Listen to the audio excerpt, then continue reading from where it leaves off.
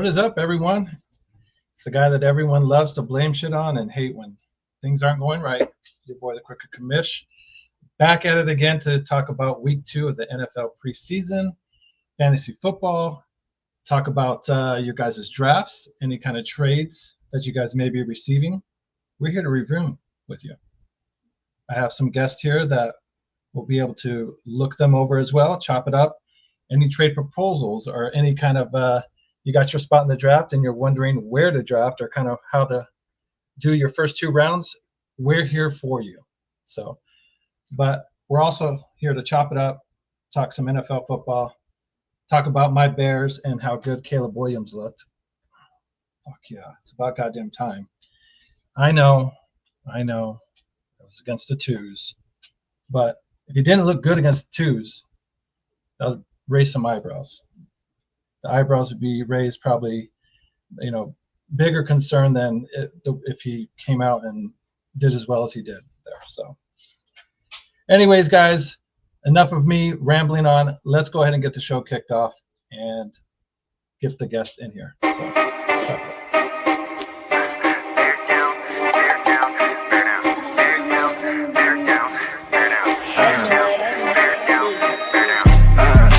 Clubhouse network. Crash out, this a crash course, no lecture. Lay hack, keep a signal caller under pressure. Check the stats, finna up the score for the record. Chicago Clubhouse network. Crash out, this a crash course, no lecture. Lay hack, keep a signal caller under pressure. Check the stats, finna up the score for the record. Introducing first, he the Crooked Commish, making sure it's understood that he him. Next up, he the mouth from the bay, dynamic duo, hit you with an ounce of that game that make you bow face and salute the truth. Curve all the blase, blind the whoop-de-whoop. On the path to the bag, got that money and the power. They gon' ball every fantasy football hour. Got them sour, these hacks can't hack it. Meanwhile, they on point like a cactus. Want smoke and get smoked like some cat piss. If you can't be good, damn it, be good at it. Ay, Chicago Clubhouse network. Crash out, this a crash course, no lecture. Lay hack, keep a signal caller under pressure. Check the stats, finna up the score for the record. Chicago Clubhouse network. Crash out, this a crash course, no lecture. Lay hack, keep a signal caller under pressure. Check the stats, finna up the score for the record.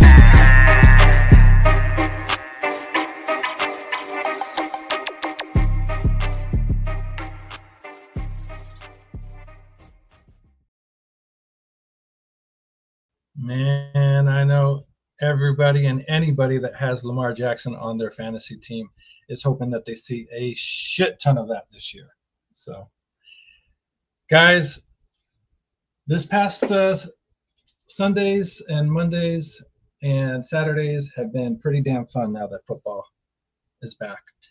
Even though I can't lie, the Monday night game surprised me. I forgot that there was a Monday night game. I thought all the games were played on Sunday, or at least the last bit of them.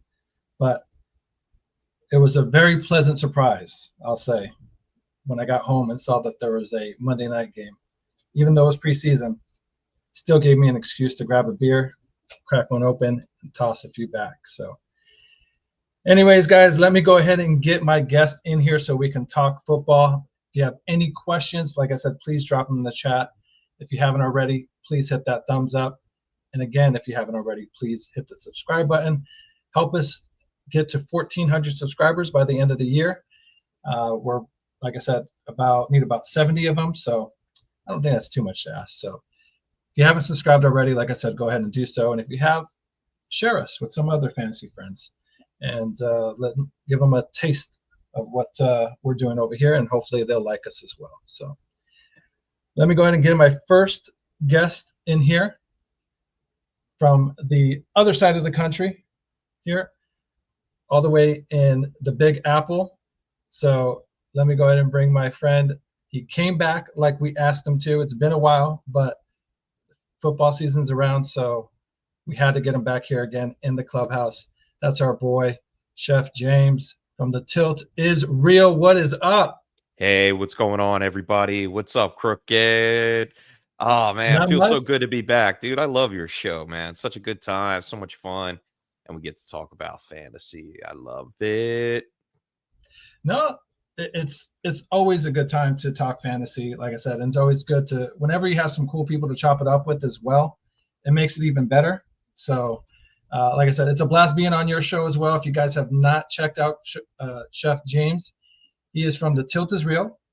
You can find him on YouTube and on Facebook.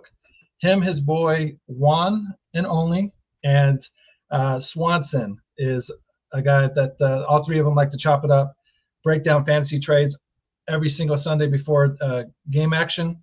Check them out because they will be talking about the do's and the don'ts, the guys who are starting and who are not starting. So check them out. Yeah, it's a great show. Sunday morning. We've been doing it for about 5-6. This will be our 6th season doing it. It's the Fantasy Football Sunday Tilt live from I guess I'm gonna have to drop Eastern time, 10 a.m. to 12 noon. Commercial free, in your face. Drop questions in the chat. Yeah, love the plug. Thanks. Not a problem, buddy. Not a problem. Thank you for coming back to the Clubhouse. We really do appreciate it. Anytime. So without further ado, let me go ahead and get our other guest that's chilling in the background. Now, I would say I don't like to have division rivals on here with each other to chop it up, but kind of be a lie there, because it's kind of been a thing that I've been doing lately. So this one, a guy, he's been in the Clubhouse already, but he's coming back again like we asked him. He was here last week. It's not that guy. The streak did not continue. Not Bogart. It is the other guy from the Tipping Point, Mike Tipton. What's up? What's up, everybody? I'm proud to be the other guy. Like, I'm not the guy. I'm the other guy. That's the best intro I think I've ever had.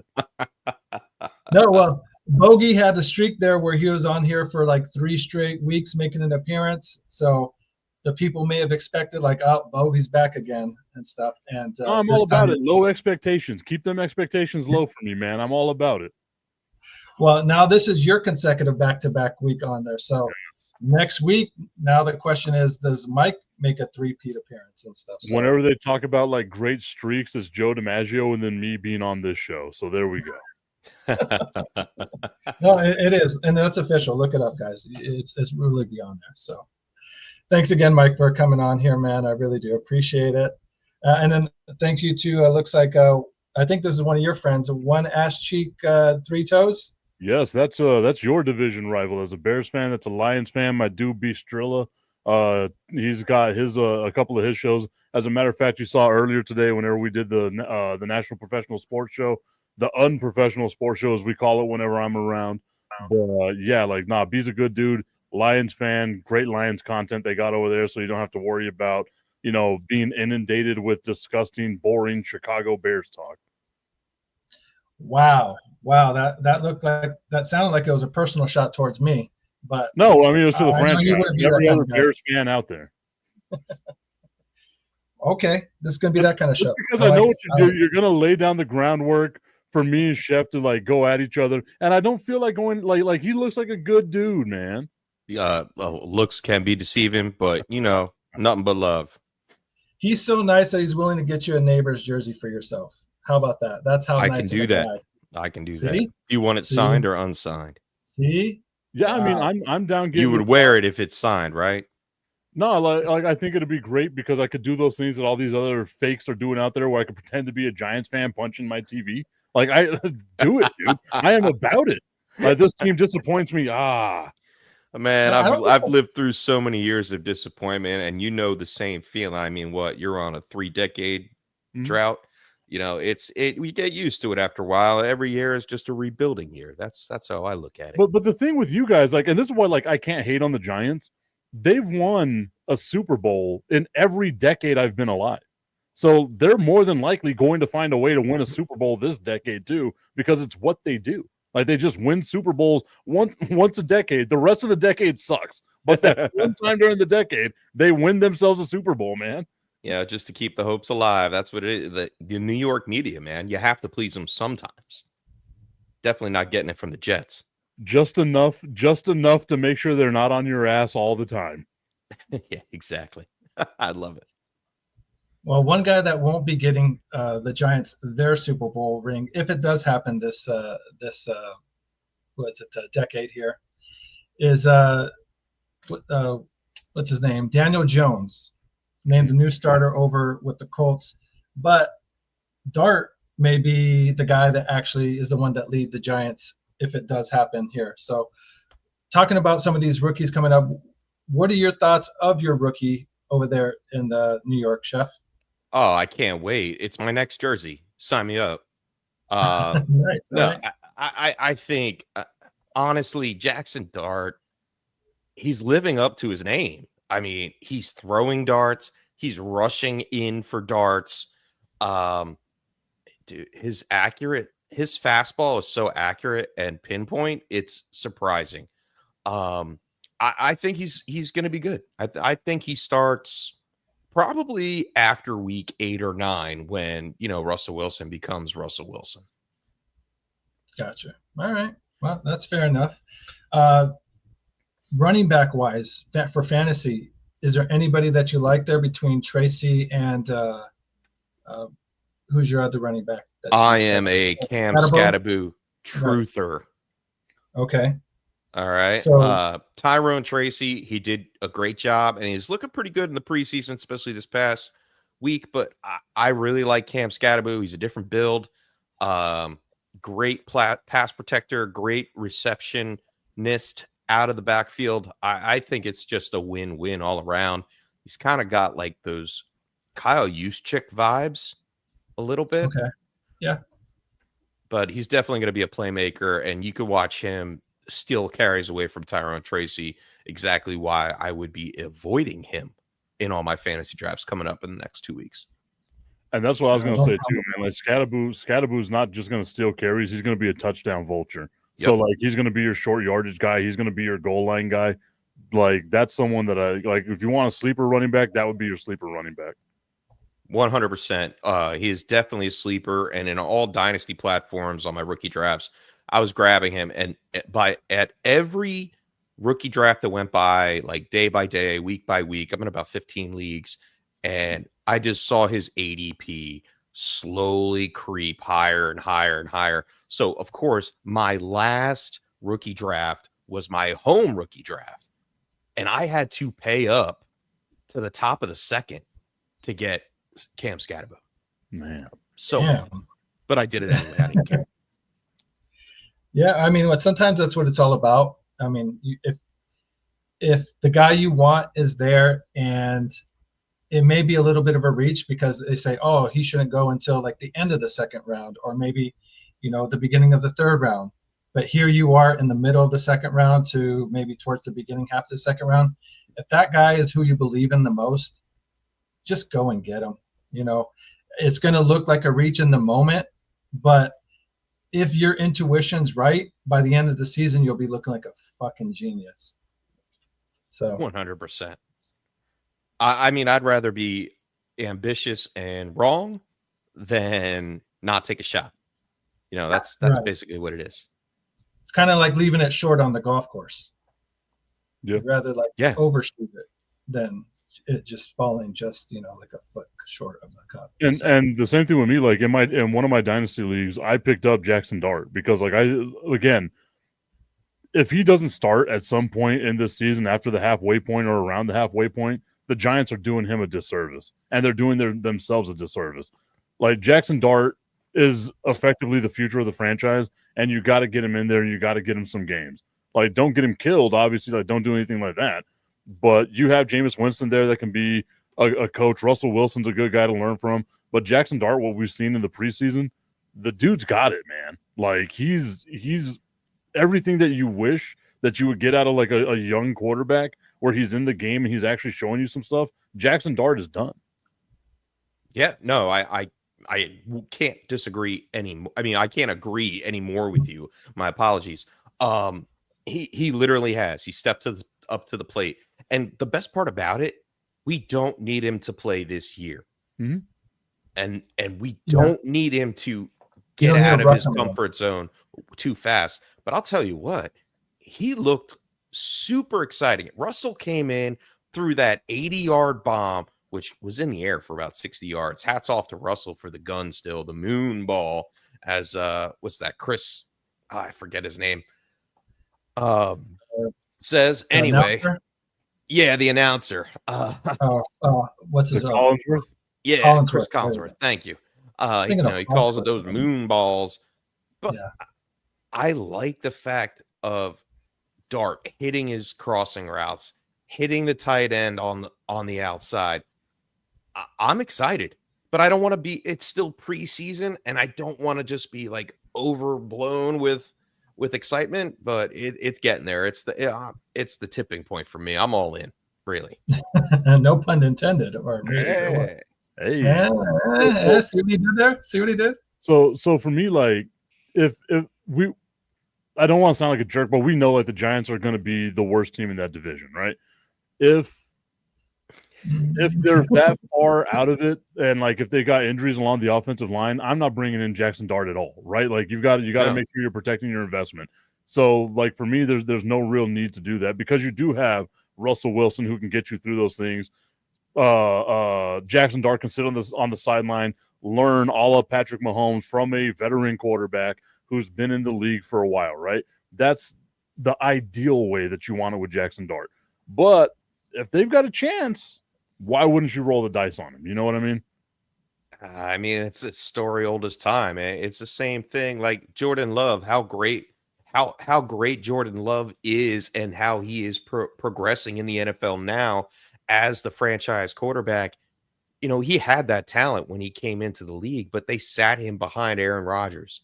Aaron Rodgers, obviously one of the best quarterbacks to ever play the game, but you learn so much regardless.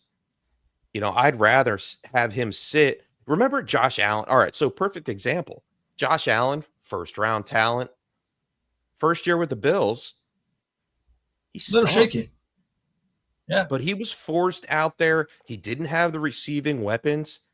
I think the Giants are actually doing themselves a great service by going out and getting number one last year in Malik Neighbors, padding the offensive line, and then jumping back at the end of the first round to go and get Dart. And then doubled down in the second with Cam Scatterbo. So I'm happy. I'm happy the way the draft turned out. I'm happy the way the preseason's turning out.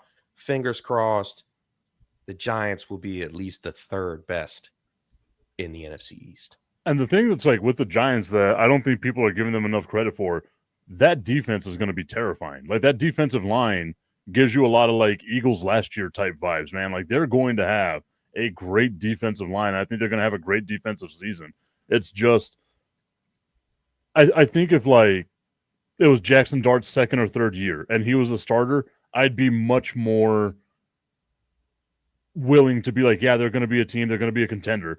But it's Russell Wilson, and we haven't seen Russell Wilson be great in a while. And it's Jameis Winston. And let's be honest, if Jameis Winston's playing games for the Giants, something went terribly wrong.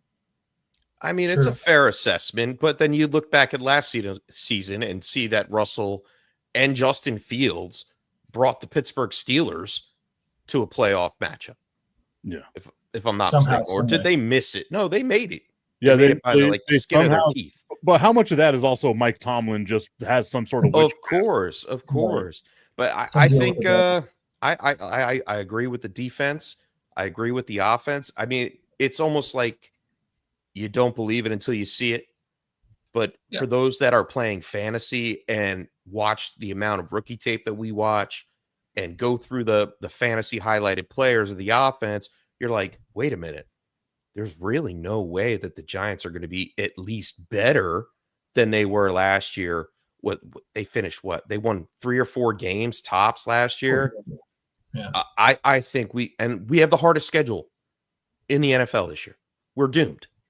So I don't mind saying, oh, if we win 3 or 4 games this year and still get a top 5 pick, I'm okay with that because that I know is going to just add logs on the fire for next season. And like the comment that's there was it John Swanson being like the Giants next year or 2 may look like the Bears this year. I agree with that 100%.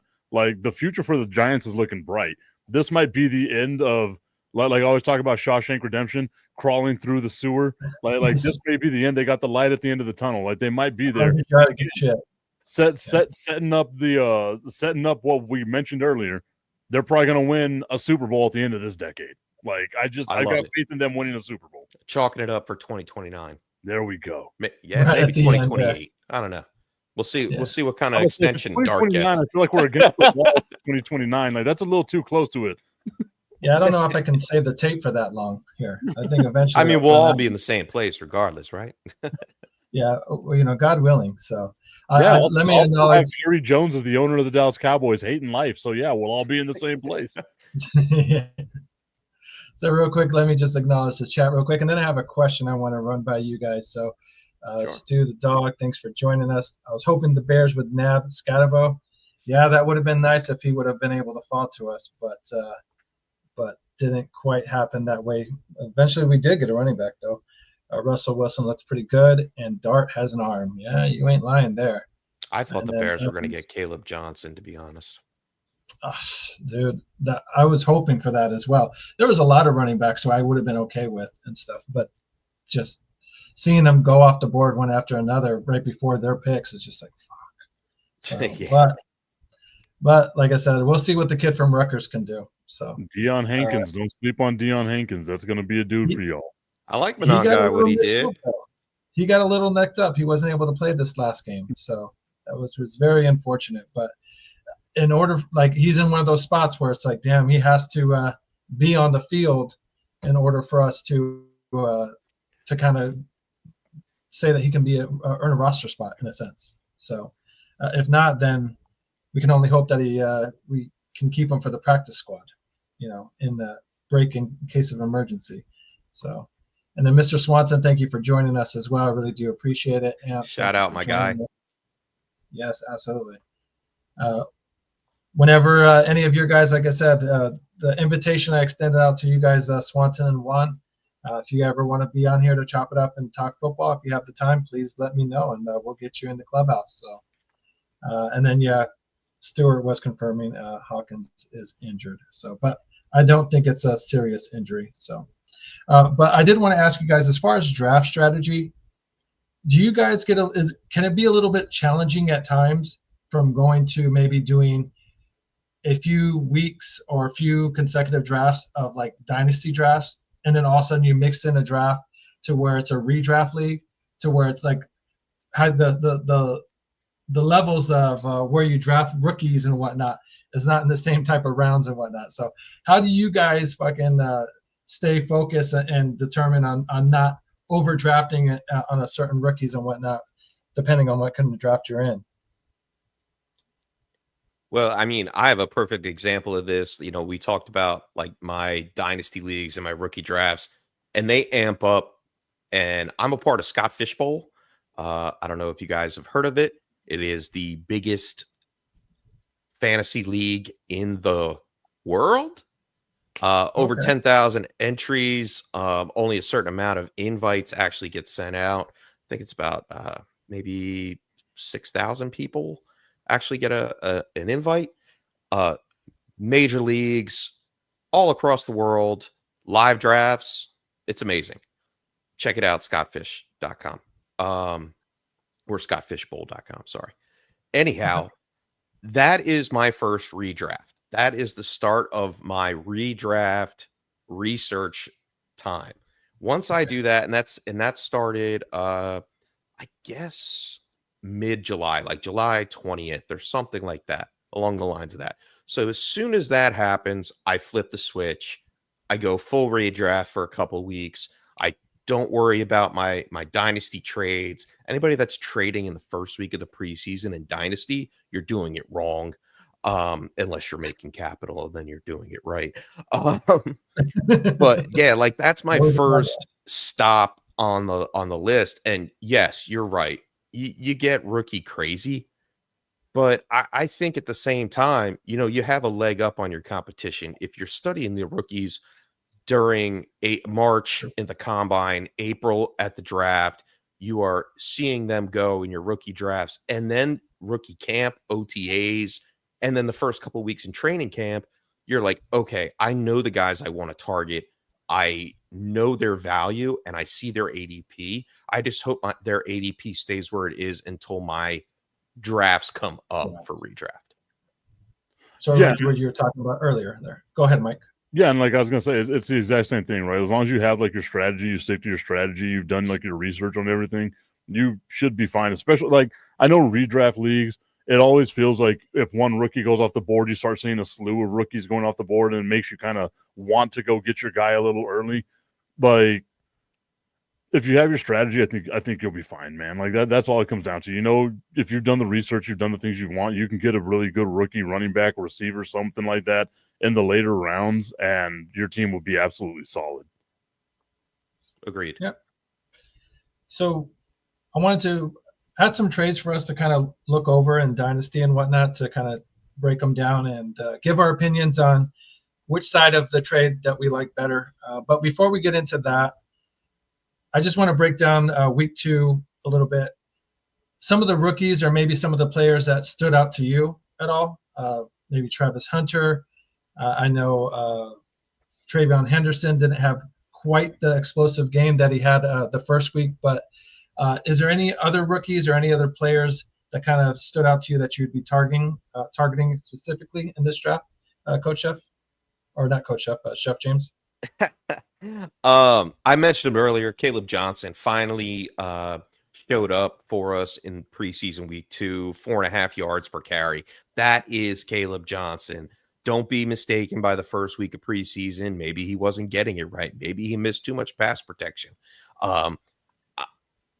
This guy can do it all, and it's only a matter of time before he takes it away from Jaylen Warren. I still believe year 1, it's going to be a split backfield in the sense of carries. You could probably say, I don't know, 180 to 210, split. Mm-hmm. So what, 60-40, 55-45, however you want to chop it up. But I believe you'll see Caleb Johnson really working. He's got the vision. He's patient. What does that remind you of? Another Pittsburgh Steeler running back like Le'Veon Bell that just sat there and schmoozed his way through the offensive line. It looked like he was just walking on air. That's what Caleb Johnson reminds me of while he's sitting back there making a decision. But the only thing that he has that Le'Veon Bell doesn't is that burst, that drop on a dime burst. I think Caleb Johnson's going to be turning some heads finally the first time for an Iowa running back to actually do something in the NFL. There we go. Mike, any particular players or rookies that kind of stood out to you week 2 or that you're looking to draft in these fantasy drafts? If you want value with somebody, I would go with like Jaden Blue, right from the Cowboys. It's not just me being a Cowboys fan. Like I feel like they're not going to rely on Miles Sanders and Javonte Williams as long as like for the whole season. And I think Blue is a more complete back than both those guys. Plus, he's got a ton of burst to him. Like we're talking about that breakaway speed. The Dallas Cowboys offensive line is a lot better this year, and they're healthier this year. A healthy Dak Prescott means you can't just stack the box against the run. So I feel like they're going to have a lot of opportunities to break the game wide open with the running game. So at value, that's someone that I would go with. And then I was going to go with Scatterboo as well. Like Scatterboo, that to me is that should be one of, if not, I can't say the first, but it would be one of the top guys if you're drafting rookies that I'd be going after. And then I'll throw a deep one out there for you, like last pick of your draft. Damian Martinez. Yeah. He is just starting to really, really grow on me. And he's got the talent. And I get it. He wasn't that high of a pick. Well, I think he went in 3rd, 4th round, something like that. He is what I'm keeping my eye on because he has the 3-down skill set. All right. Zach Charbonnet is there. He's not going anywhere, but limited in a sense. Kenneth Walker has yet to touch the practice field in the preseason. Even when he does get on the field, though, he tends to get injured. And he's not going to carry exactly. So he's not going to carry a full season. So at some point, we are going to see Damian Martinez hop on this field. And if we're talking, obviously we're talking redraft right now, but just to lean back towards the dynasty standpoint, he's going to be in there soon. And Kenneth Walker's in a contract year. Gotcha. So this may be the last we see of Kenneth Walker. This might be no, not the last we see of him, but this may be the last we see of him in a Seahawks jersey this season. Right. That's what I was saying in Seattle. Right on. And I would also say, like, another guy that you got is Ja'Cory Krosky-Merritt from DC, right? Brian Robinson holding out. There's all this talk about he might be, on the way out as well. Austin Eckler, a little bit older, we saw last year, was injured a whole bunch. So that means Krosky-Merritt might get a lot more carries. Bill, what I that's think his name, Bill Merritt. He's going to get a whole bunch of carries. I do like this name here that Amp put up there. I can't say the first name, but Tootin from Bashal Tootin. That guy, yes, he looked pretty good against Jacksonville last week. He found the end zone and seems to be a very hard runner. I know he had one of the fastest 40-yard dashes during the Columbine as well. So, he's got some rockets. That's who I picked up with my last pick in my recent dynasty draft. That's who I picked up with my last pick. Very nice, very nice. With dynasty leagues, especially with the independent defensive players, how do you value or how do you rank a guy like Travis Hunter, since he has the potential to play obviously both sides of the ball?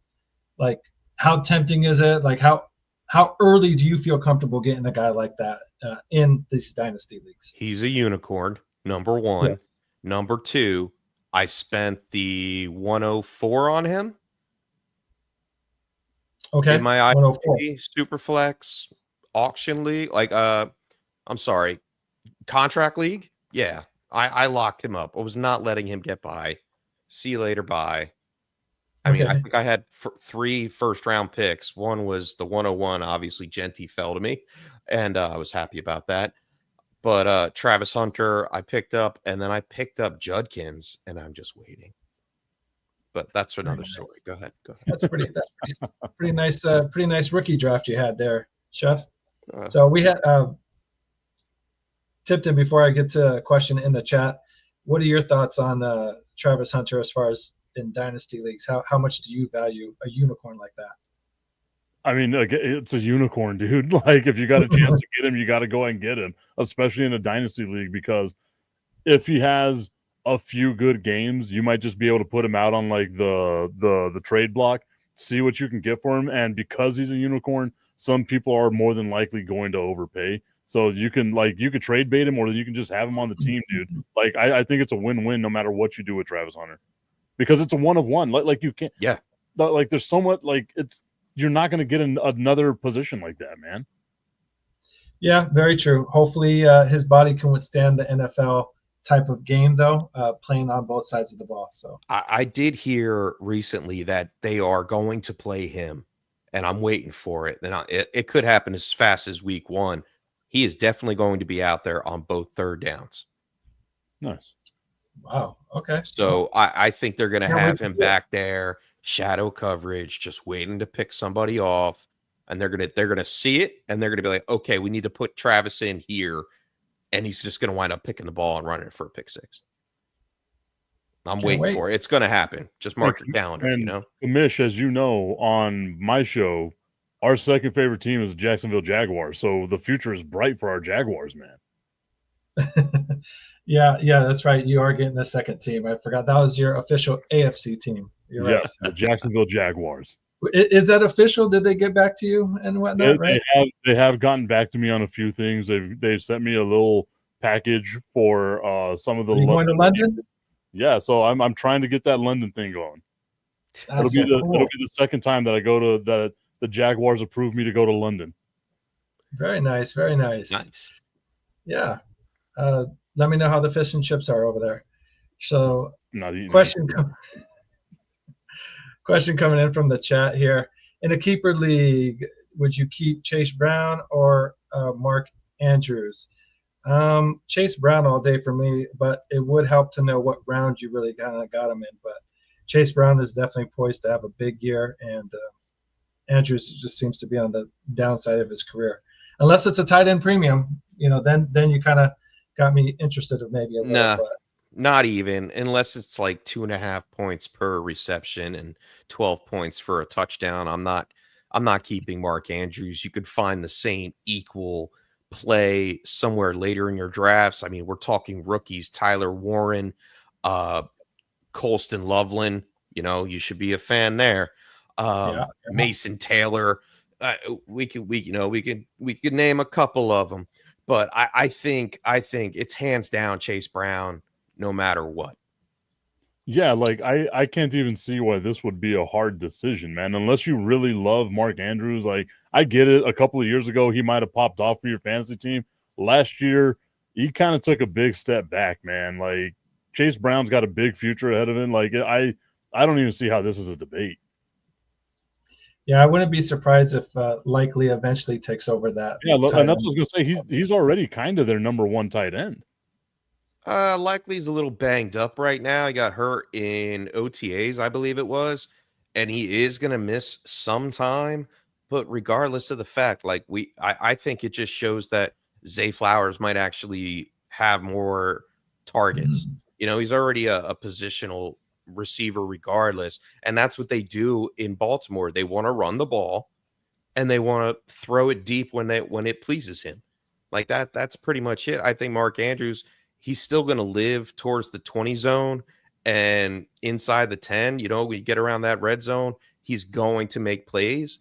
But like you said, Mike, his days of just slaying the dragon are far behind him. Very cool. All right. Well, let's break down a few of these trade offers that I was able to pull up on Sleeper, some dynasty leagues. Look them over and kind of give me your thoughts on which side of the trade you guys like a bit more. And like I said, Mike, we did this a little bit last week, so I'm sure you're very, very familiar with how this goes. So here we go. First one to kind of review and look over here. Oh man, I gotta get my other glasses on. Hang on a second. Yeah, my bad.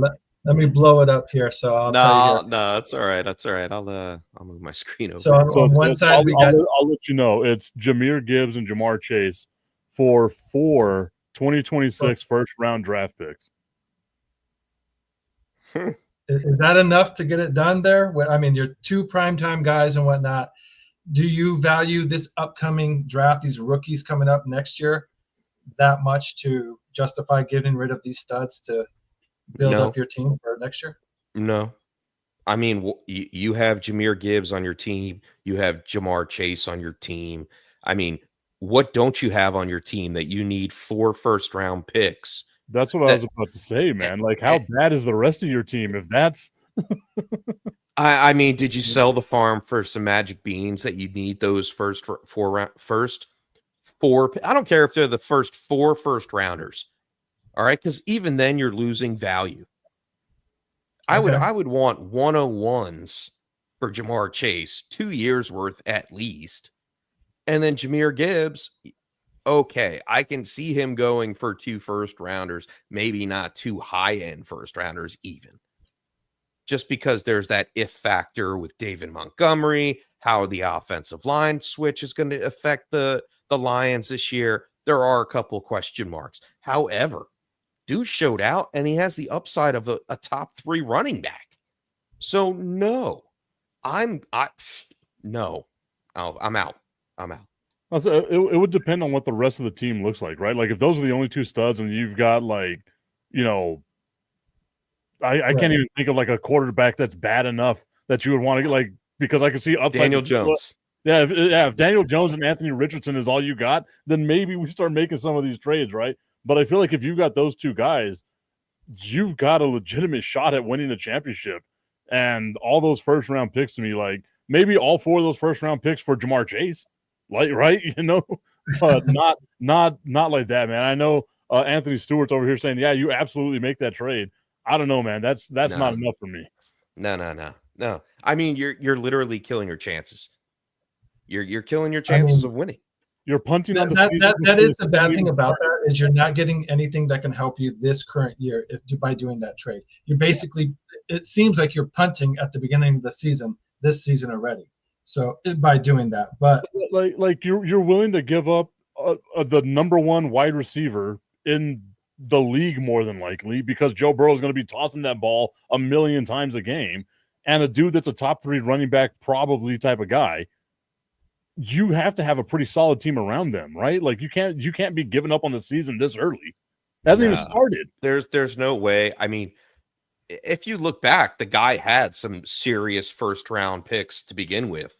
I mean, you didn't get Jamar Chase late. The latest you got him, was 106 because he wasn't catching passes in preseason his rookie year. Yeah. And the same thing with Jahmyr Gibbs. He was a top 3 pick.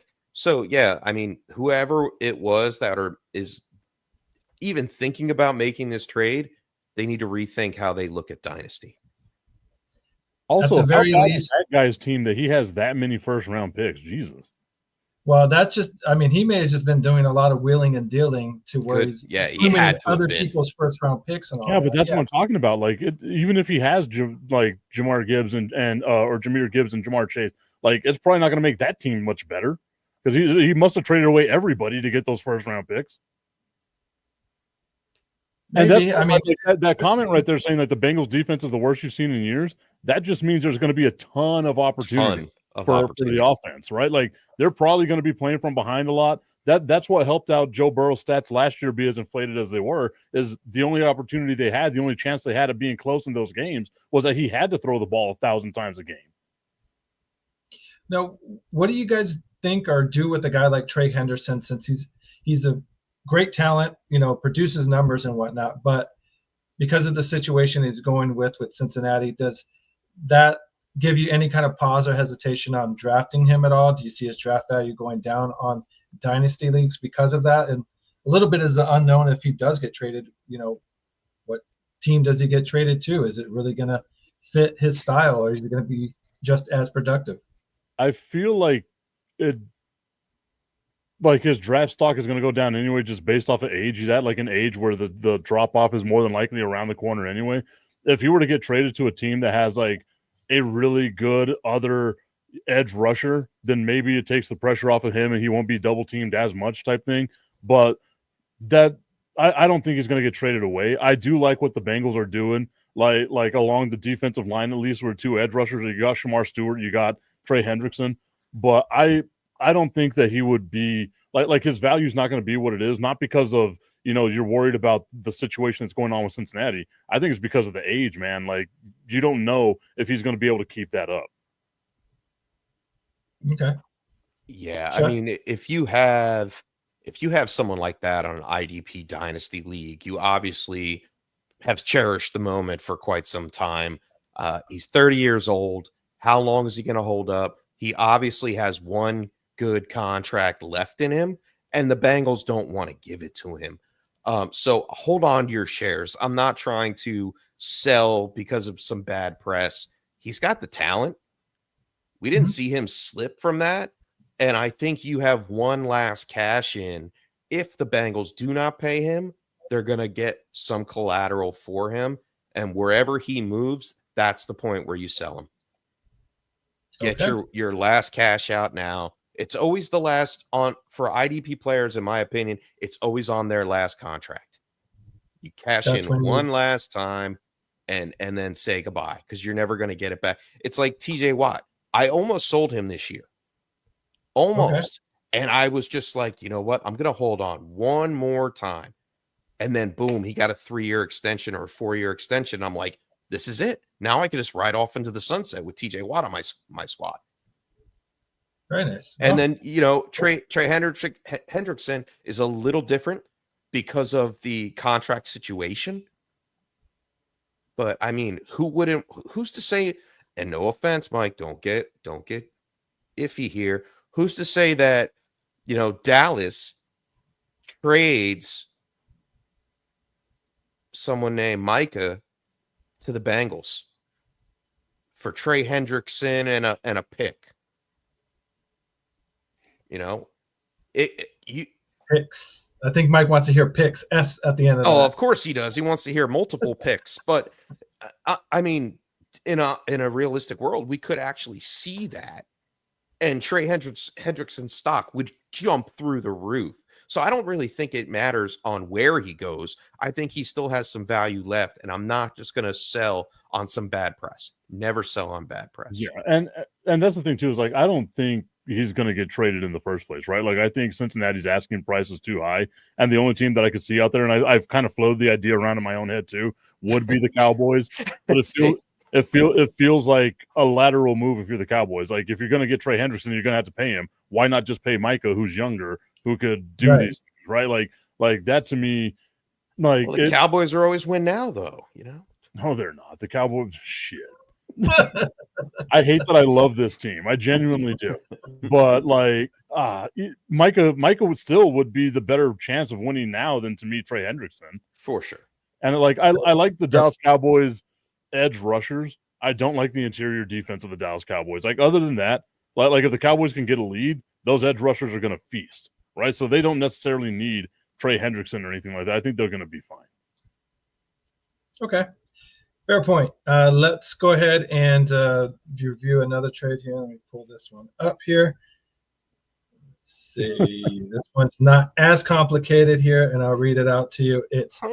We got Jason Brooks, Cole Kmet for a guy who's on the trade block in real life. Like I said, not too exciting. Brian Robinson Jr. So, like I said, what do you think of this trade? Is it anything in a dynasty league? Is there any value in Brooks or even Kmet now that Loveland's there? Give me B-Rob all day, dude.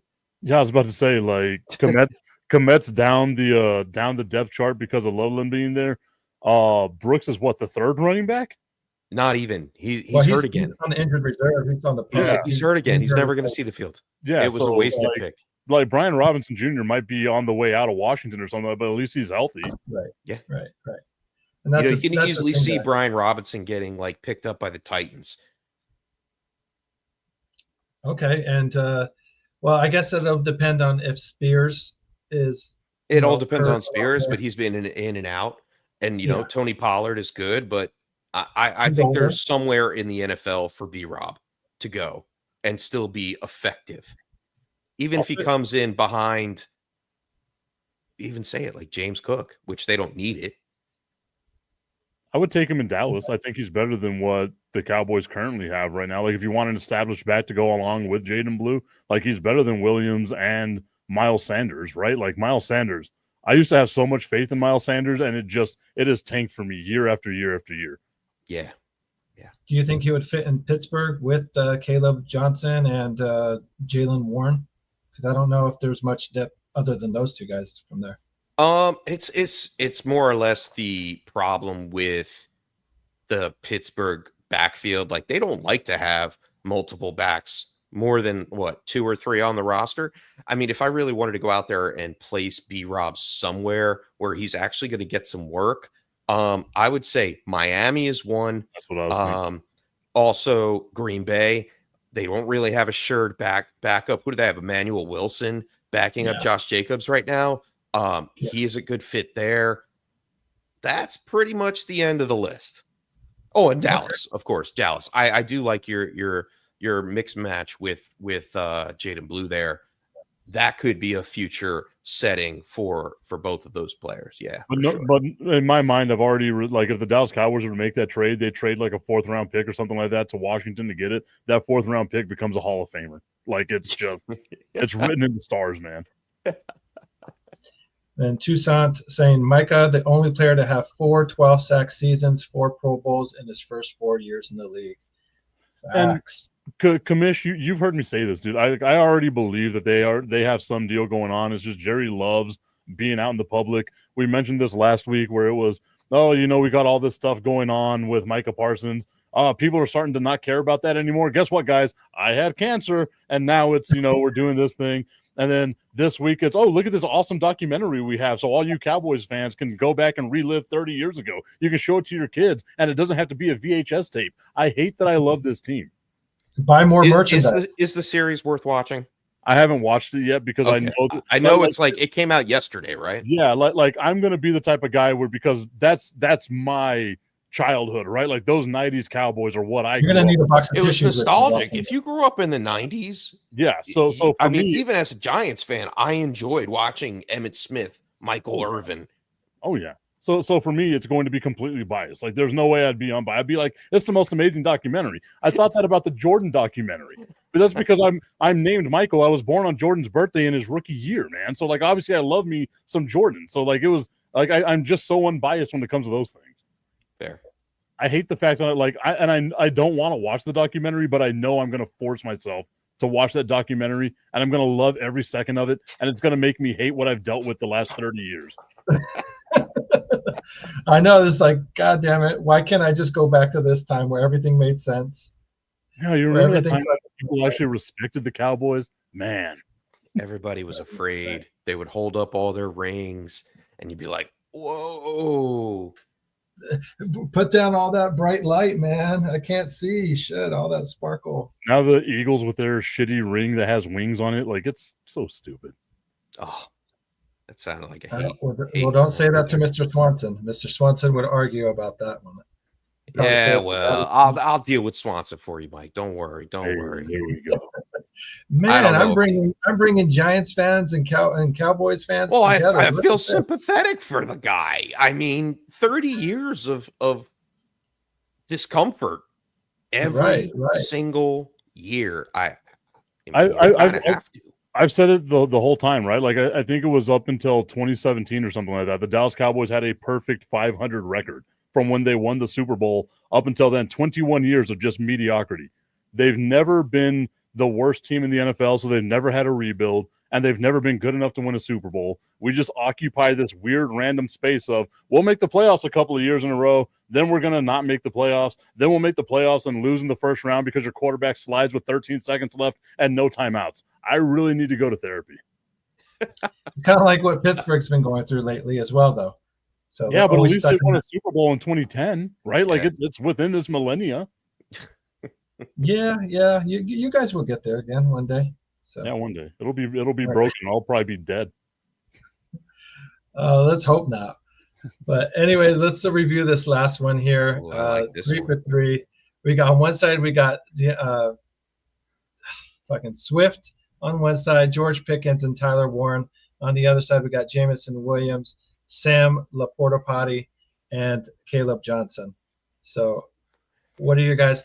Who do you like more on this dynasty trade? Is it bad to say it kind of feels like a push? It's almost a push. I'm just trying to think. I'm just trying to edge it out a little bit. I think there's more upside with Pickens because I feel like the Cowboys' offense is going to be a lot more vertical this year. But Jameson Williams is still a great wide receiver option to have, man. Like it's. Yeah, so I'm gonna lean the Jameson Williams side. Jameson Williams. And here's my reasoning. Okay. Laporta, established. Williams, semi-established. Caleb Johnson, longevity in a role in an offense that primarily runs the ball versus a new tight end that you may not be able to get. It may not work out. I mean, Tyler Warren, who's he working with? Daniel Jones? That's not the answer there. I think his future may be 2-3 years down the road. He may be a physical talent. Don't get me wrong. But you might have to wait on him. DeAndre Swift, crooked. You know your man DeAndre Swift ain't doing shit. All right? I'm sorry. I like Ben Johnson as a coach, but I don't think it happens for DeAndre. I think there's more DJ Moore on your offense than everybody understands. And then who was the last piece of that one? Pickens. You lost dynasty value when Pickens turned into a number 2 wide receiver. You're hoping this year that he picks up some of that value that he lost.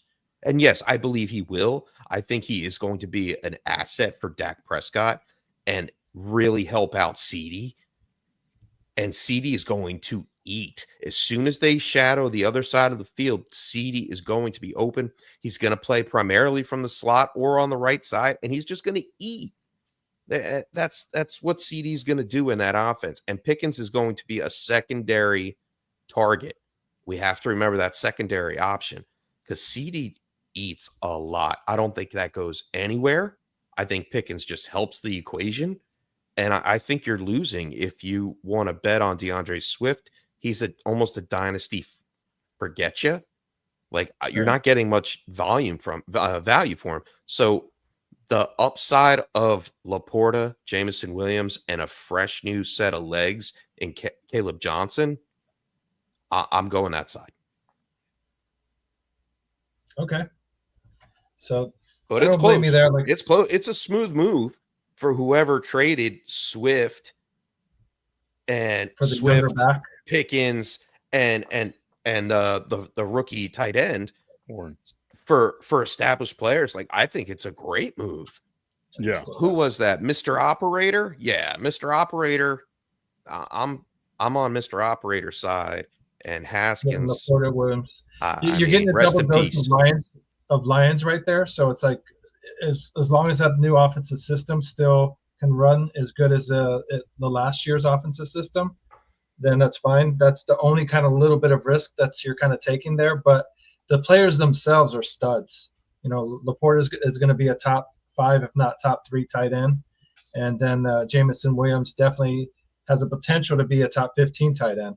So I think or 15 receiver, I should say. Go ahead. Warren has the possibility of like encompassing that Brock Bowers type thing where he's just going to be a check down dream. You know what I mean? Like sure. A ton of targets, a ton of receptions, maybe not a lot of touchdowns because again, it's Daniel Jones back there. You know more about Daniel Jones than anybody, right? So like you know what you're getting with that. So, but I feel like there's a little bit of upside, but he couldn't hit Evan Ingram. And we saw what Evan Ingram did in Jacksonville. Yeah. I see what he's doing in Denver too. Yeah, Denver he really was so bad he made Darren Waller go to retirement and go to Miami. He's like Tua's a better option here. Yeah, like I think it's a smooth move for the operator in that situation. And if you look at it, we can even talk like almost apples to apples with George Pickens and Jameson Williams. Mm-hmm. The only difference is George Pickens did it when no one else was around him for competition of targets except for Pat Freiermuth. And who? Deontay Johnson? He bounced. Yeah. As soon as George Pickens got there and said bye. Yeah. Didn't he? He just took off his jersey and left. Oh, but anyway. We saw him in Carolina for a few weeks. And exactly. And then he was on again. And then he was in Dallas. Dallas. And the Browns. And the Browns. Isn't he on the Browns? And Baltimore, which was weird. Like he was on 4 teams last year. And only played in one game, if that. If that. Yeah. 4 teams, 4 snaps, and he's done. But no, and I think Jameson Williams is really coming into his own and actually earned his stripes in that offense. We saw the rookie gambling BS, and then all of a sudden he grew up. And he's like, okay, this is what I need to do. I need to pass block. You don't see George Pickens pass blocking. No. He's not. He is the guy to sidestep the block. Be careful. Mike, that's to look forward to. I think, I mean, just, comparing Jameson Williams and George Pickens, I think if you want to go out there in a dynasty league and really make a trade to eye open the rest of your league mates, if you have George Pickens, and now I just got an offer for George Pickens, so I hope the guy's listening. He asked me, what do you want? I said, I want a late first. And he said, well, I don't have a late first. And I said, well, or the equivalent, give me a second and a player. Now, if I am going to get a second from this guy, it's going to be a higher end pick. He's not winning because I took second last year. I'm at least going to take second this year. But oh yeah, well, no, not with the Sharks in my league, no. But anyway, I would say that Jameson Williams and a high end second may go in some of your dynasty home leagues for George Pickens, and I'm okay with that because if you're really looking at it, they're almost the same player. It's just what offensive system do you have more confidence in, I guess, is what it really comes down to. So. I think it's obviously the offensive system I have the most confidence is one of the highest offensives that we saw last year, the Lions. Not too much has changed. I get it. The coordinator changed and this, that, and the other. Yeah. But but we know that Jameson Williams ate in that system regardless. And he is on an uptrend instead of George Pickens, who has been on a downtrend and now fighting for targets with the best wide receiver in the league. So, think about it. if you have Pickens, you just scored, and I would try to flip him for Jameson Williams plus. Yeah. Okay. Well, guys, we're pretty much to that hour mark, so we're going to go ahead and wrap the show up here. I do appreciate you guys joining and coming on the show with us. Chef James and Mike Tipton, please, if you could do me. Come back. Please come back to the clubhouse. We really do love having you in here and chopping it up football. Chef, could you please let the good people once again know where they can find you and your friends to talk fantasy football? Yeah, sure. Sundays in season at the Tilt is Real on YouTube. You can check us out on the X app, Facebook, all those friendly socials. You can follow me on the X at FF_chef. And like and subscribe on YouTube if you like it. If you don't like it, still subscribe and then delete it later. I don't care. But I've been doing this for a while. I love doing it. I do it for just to help at least one person every season either get better at fantasy football, learn something about fantasy football, or just have a great time starting a league and meeting new people. Like that's what fantasy for me is all about, and I enjoy helping people level up. Absolutely, and that's facts. You guys can catch this guy like every Sunday. If you're tilting, that is their specialty. If you cannot decide which way to go, do I go right, do I go left, these guys at the Tilt is Real will be able to help you out, give you their advice, answer your start sit questions or any other questions that you may have. Their chat gets flooded, so you may have to be a little bit of patience. It does pick up. It does. Over the years, it's picked up. I mean, we've won a lot of people championships. No, yeah. They will get to your question, though, like I said. So check them out, guys. Like I said, the Tilt is Real on Facebook or on YouTube. You won't be disappointed, guaranteed. Money Mike Tipton, please tell the good people at the clubhouse where they can find you at.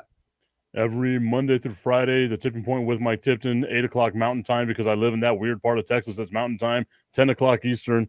Everywhere we are on all the various social media, on YouTube, all that stuff. We're going to start launching on Apple TV, Roku, and Google Plus as well. So you can check us out on some of those places. Every Saturday, Fire and Ice at noon, 2 o'clock Eastern, because I got to make sure I get that out there. We are live from Buffalo Wild Wings. Got to give them a shout out for hosting us and doing all that stuff.